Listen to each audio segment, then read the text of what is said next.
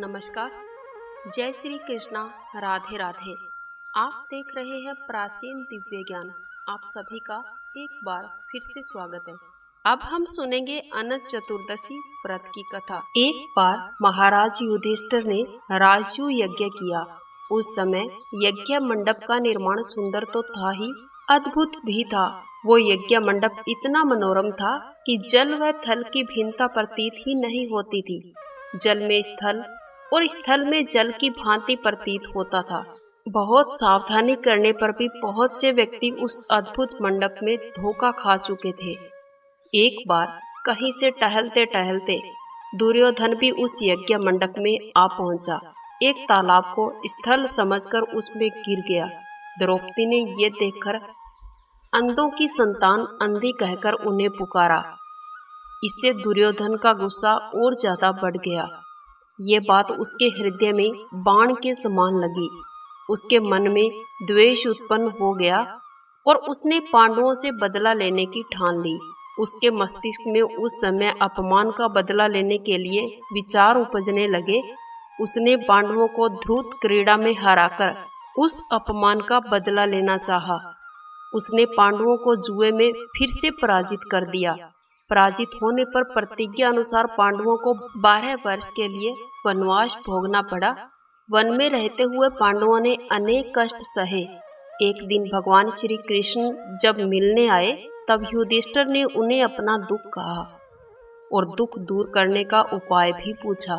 तब श्री कृष्ण ने कहा, हे युधिष्ठिर, तुम विधि पूर्वक अनंत भगवान का व्रत करो। इससे तुम्हारे सारे संकट दूर हो जाएंगे और तुम्हारा खोया हुआ राज्य तुम्हें पुनः प्राप्त हो जाएगा। इस समय श्री कृष्ण पांडवों को एक अद्भुत कथा सुनाते हैं जो इस प्रकार है। प्राचीन काल में सुमंत नाम का एक नेक और तपस्वी ब्राह्मण रहा करता था। उसकी पत्नी का नाम दीक्षा था। उसकी एक परम सुंदरी, धर्मपरायण और ज्योतिर्मयी कन्या भी थी जिसका नाम था सुशीला। सुशीला जब बड़ी हुई तो उसकी माता दीक्षा की मृत्यु हो गई। पत्नी के मरने के बाद सुमंत ने कर्कशा नामक स्त्री से दूसरा विवाह भी कर लिया। सुशीला का विवाह ब्राह्मण सुमंत ने कौंडिन्य ऋषि के साथ करवा दिया। विदाई में कुछ देने की बात पर कर्कशा ने दामाद को कुछ ईंटें और पत्थरों के टुकड़े बांध दिए। कौंडिन्य ऋषि दुखी हो अपनी पत्नी को लेकर अपने आश्रम की ओर चल दिए, परंतु रास्ते में उन्हें चलते चलते रात हो गई। वे नदी के तट पर संध्या का समय व्यतीत करने लगे। सुशीला ने देखा वहां पर बहुत सी स्त्रियां सुंदर वस्त्र धारण किए हुए किसी देवता की पूजा कर रही थी। सुशीला ने पूछने पर उन्होंने बताया कि ये अनंत भगवान का व्रत है। सुशीला ने वहीं पर उस व्रत का अनुष्ठान किया और 14 गांठों वाला डोरा अपने हाथ में बांधकर ऋषि कौंडिन्य के पास आ गई। कौंडिन्य ऋषि ने सुशीला के हाथ में बंधे डोरे के बारे में पूछा तो उसने सारी बातें बता दी। उन्होंने डोरे को तोड़कर अग्नि में डाल दिया और भगवान अनंत जी का अपमान भी किया।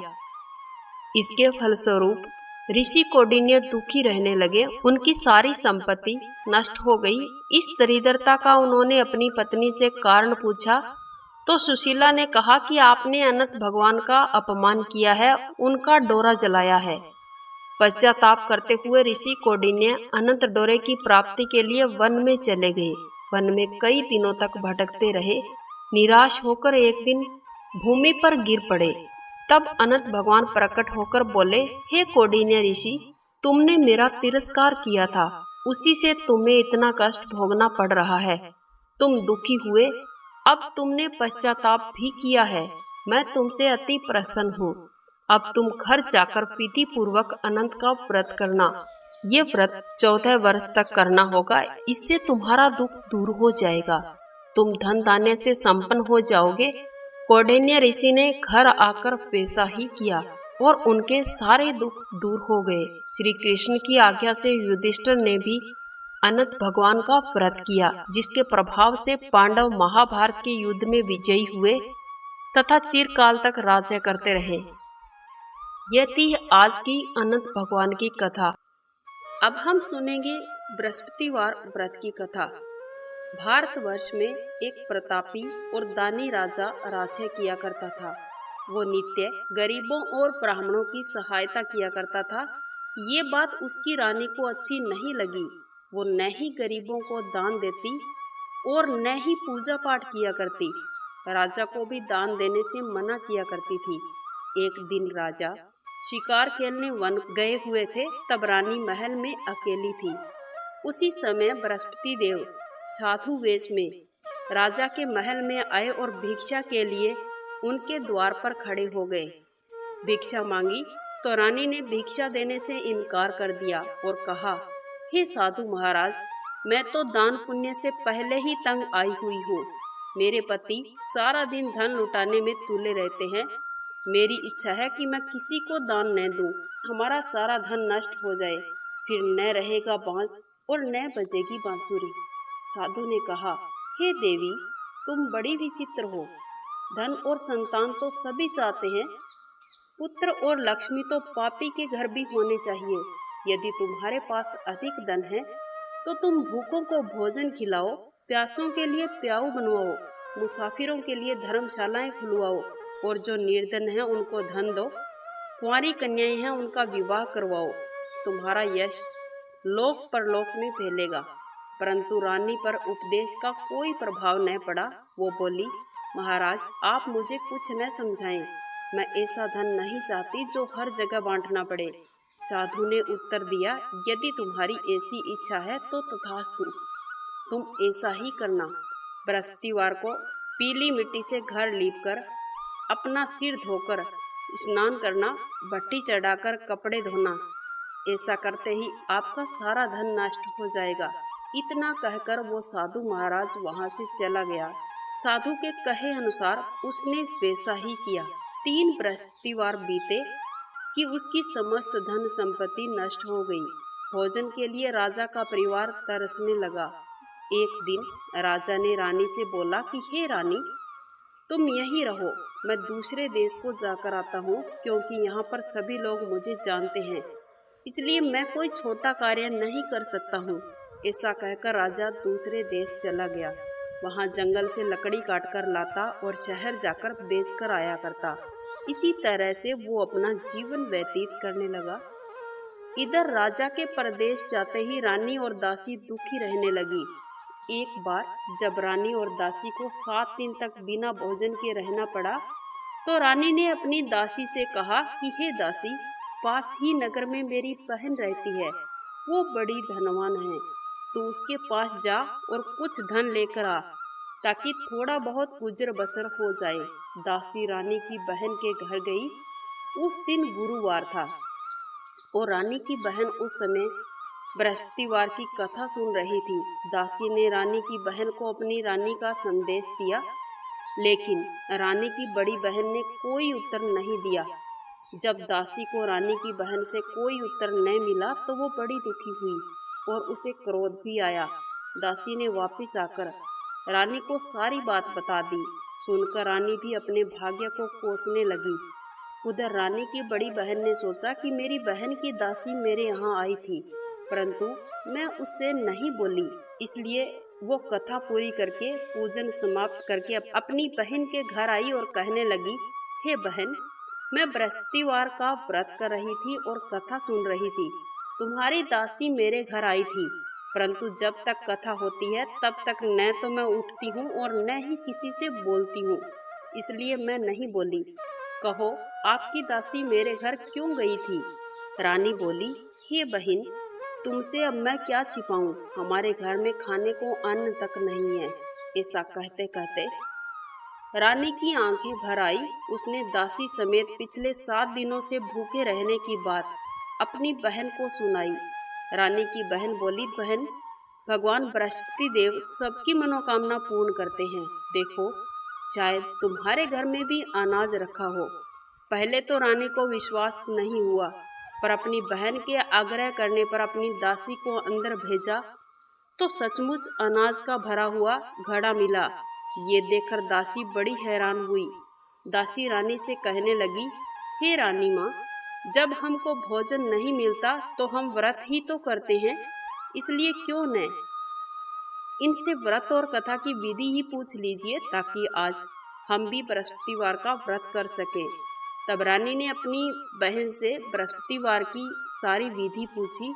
बहन ने बताया कि बृहस्पतिवार के व्रत में चने की दाल और मुनक्का से विष्णु भगवान का केले की जड़ में पूजन करें और दीपक जलाएं। व्रत कथा सुने, पीला भोजन करें, पीले वस्त्र धारण करें, इससे बृहस्पति देव प्रसन्न होंगे। सारी पूजन और विधि बताई। फिर रानी की बहन अपने घर लौट गई। 7 दिन बाद जब गुरुवार आया तो रानी और दासी ने भी व्रत रखा। घुड़साल में जाकर चना और गुड़ लेकर आई। फिर उसका केले की जड़ तथा विष्णु भगवान का पूजन किया। अब पीला भोजन कहाँ से आए, इस बात को लेकर दोनों बड़ी दुखी थी, क्योंकि उन्होंने व्रत रखा था। इसलिए साधारण व्यक्ति का रूप धारण करके 2 थालों में पीला सुंदर भोजन लाकर बृहस्पति देव ने दासी को दिया। भोजन पाकर दासी बहुत प्रसन्न हुई और फिर रानी माँ के साथ मिलकर भोजन ग्रहण किया। उसके बाद वे गुरुवार का व्रत करने लगी। बृहस्पति देव भगवान की कृपा से उनके घर में फिर से धन संपत्ति आ गई, परंतु रानी फिर से पहले की तरह आलस करने लगी। तब दासी बोली, देखो रानी माँ, तुम पहले भी इस प्रकार से आलस किया करती थी। तुम्हें धन रखने में कष्ट होता था, इस कारण सारा धन नष्ट हो गया था। अब जब बृहस्पति देव भगवान की कृपा से तुम्हें पुनः धन मिला है तो तुम फिर से आलस कर रही हो।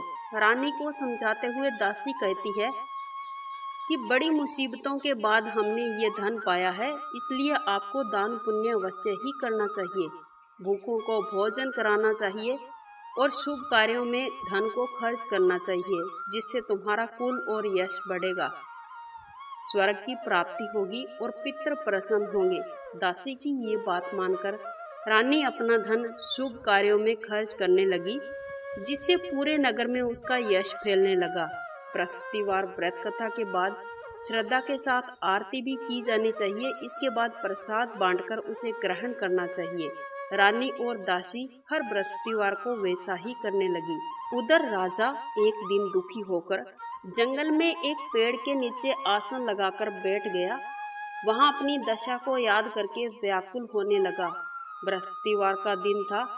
एकाएक उसने देखा कि निर्जन वन में एक साधु प्रकट हुआ। वो साधु वेश में स्वयं बृहस्पति देवता ही थे।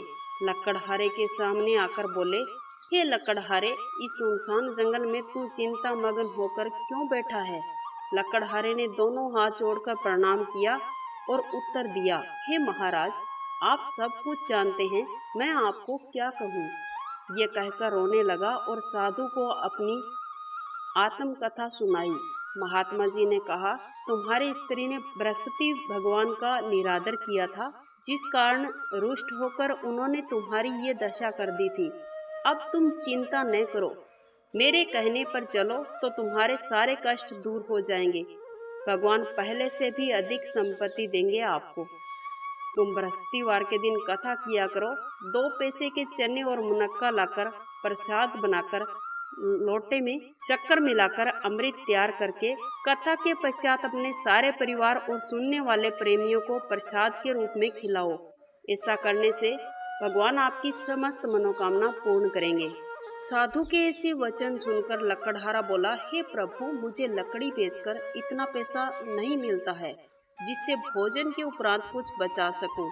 मैंने रात्रि में अपनी पत्नी को व्याकुल देखा है। मेरे पास कुछ भी नहीं है जिससे मैं उसकी खबर भी मांग सकूं। साधु ने कहा, लकड़हारे, तुम किसी बात की चिंता न करो। बृहस्पतिवार के तुम रोजाना की तरह लकड़ियां लेकर शहर जाना। तुमको रोज से दुगुना धन प्राप्त होगा। तुम भली भांति भोजन कर लोगे और बृहस्पतिवार की पूजा का सामान भी आ जाएगा। इतना कहकर वो साधु अंतर्ध्यान हो गया। धीरे धीरे समय व्यतीत होने लगा। फिर वही बृहस्पतिवार का दिन आया। लकड़हारा जंगल से लकड़ी काटकर किसी शहर में बेचने गया। उसे उस दिन सबसे ज्यादा पैसे मिले। राजा ने चना और गुड़ लाकर गुरुवार का व्रत किया। उस दिन सभी कलेश दूर हो गए, परंतु जब दोबारा गुरुवार आया तो व्रत करना भूल गया। इसके कारण फिर से बृहस्पति देव नाराज हो गए। उस दिन नगर के राजा ने विशाल यज्ञ का आयोजन किया था और शहर में घोषणा करवा दी कि कोई भी भूखा न रहे और किसी के घर में भी चूल्हा न जले। समस्त जनता मेरे यहाँ भोजन करने आए। इस आज्ञा को अगर कोई नहीं मानेगा तो उसे फांसी की सजा दी जाएगी।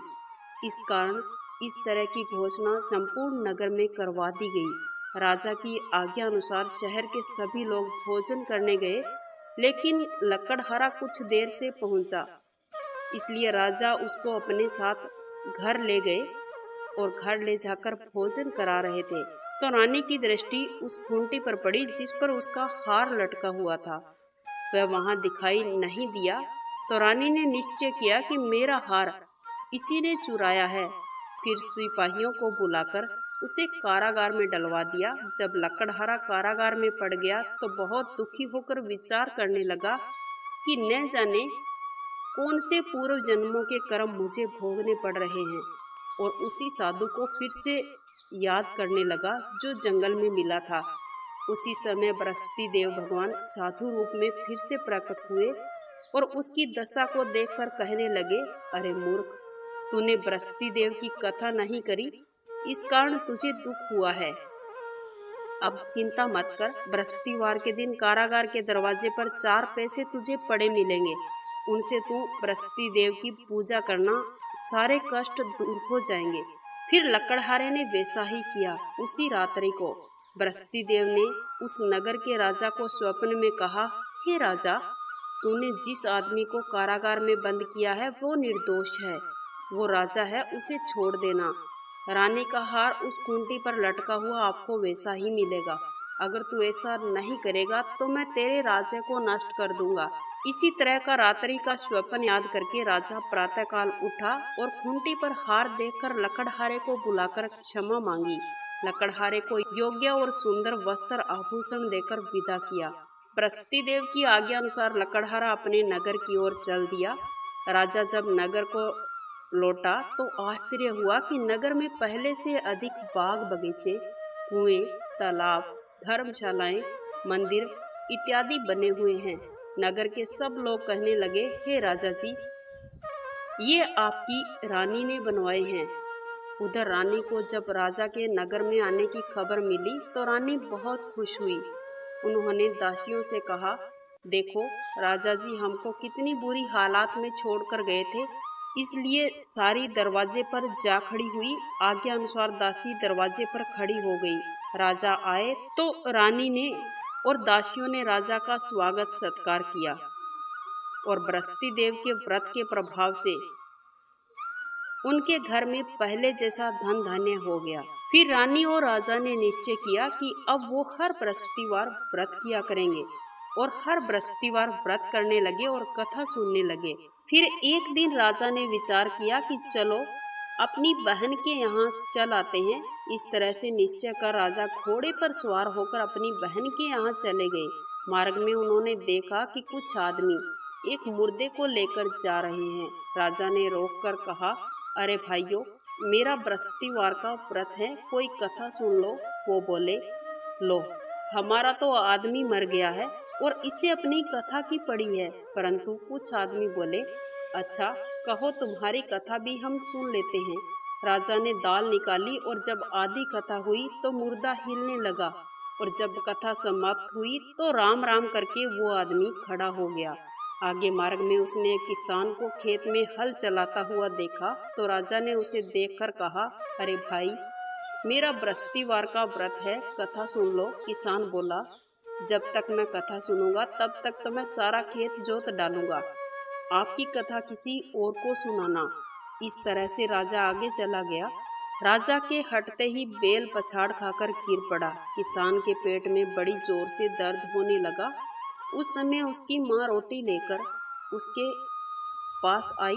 देखा तो अपने पुत्र का ये हाल देखकर उससे रहा न गया। बुढ़िया दौड़ी दौड़ी घुड़सवार के पास आई और बोली, मैं आपकी कथा सुनूंगी, कथा मेरे खेत में चलकर ही कहिए। राजा ने बुढ़िया को खेत में जाकर बृहस्पतिवार की कथा सुनाई। इसी तरह से बैल और किसान दोनों ठीक हो गए। राजा अपनी बहन के घर पहुंचा। बहन ने भाई की खूब मेहमानबाजी की। दूसरे रोज प्रातःकाल राजा जगा तो देखने लगा कि सब लोग भोजन कर रहे हैं। राजा ने अपनी बहन से कहा, कोई ऐसा मनुष्य है जिसने भोजन न किया हो? बहन बोली, है भैया, ये देश ऐसा ही है कि पहले यहाँ लोग भोजन ही करते हैं, बाद में कोई और काम करते हैं। अगर कोई पड़ोस में हो तो देख आती हूँ। वो ऐसा कहकर देखने चली गई। उसे ऐसा कोई व्यक्ति नहीं मिला जिसने भोजन न किया हो। एक कुम्हार के घर गई, उसका लड़का बीमार था। उसे मालूम हुआ कि उसने 3 दिन से भोजन नहीं किया है। रानी अपने भाई के पास आई और कथा सुनने के लिए उस लड़के को तैयार किया। राजा ने बृहस्पतिवार की कथा उस बीमार लड़के को कही तो वो लड़का ठीक हो गया। एक रोज राजा अपनी बहन से फिर कहने लगा, हे बहन, हम अपने घर को जाएंगे, तुम भी तैयार हो जाओ। राजा की बहन अपनी सास से पूछकर अपने मायके जाने के लिए तैयार हो गई। तो सास बोली, अपने लड़कों को मत लेकर जाना, क्योंकि तेरे भाई के कोई औलाद नहीं है। बहन ने भाई से कहा, हे भैया, मैं तो चलूंगी पर मेरे साथ बच्चे नहीं जाएंगे। राजा बोला, जब कोई बालक नहीं चलेगा तो तुम वहां जाकर करोगी क्या? बड़े दुखी मन से राजा अपने नगर वापस लौट आया। राजा ने रानी से कहा, हम निर्वंशी है, हमारा मुंह देखने का धर्म नहीं है और कुछ भोजन आदि भी नहीं किया है। रानी बोली, हे प्रभु, बृहस्पति देव ने हमें सब कुछ दिया है, वो औलाद भी देंगे। उसी रात बृहस्पति देव राजा के स्वप्न में आए और कहा, हे राजा, सभी सोच त्याग दें, आपको भी रानी के गर्भ से सुंदर पुत्र की प्राप्ति होगी। ये बात सुनकर राजा को बड़ी खुशी हुई और 9वें महीने गर्भ से एक सुंदर पुत्र प्राप्त हुआ। तब राजा बोले, हे रानी, स्त्री बिना भोजन के रह सकती है पर बिना कहे नहीं रह सकती है। जब मेरी बहन आए तो तुम उसे कुछ मत कहना। रानी ने सुनकर हाँ कर दी।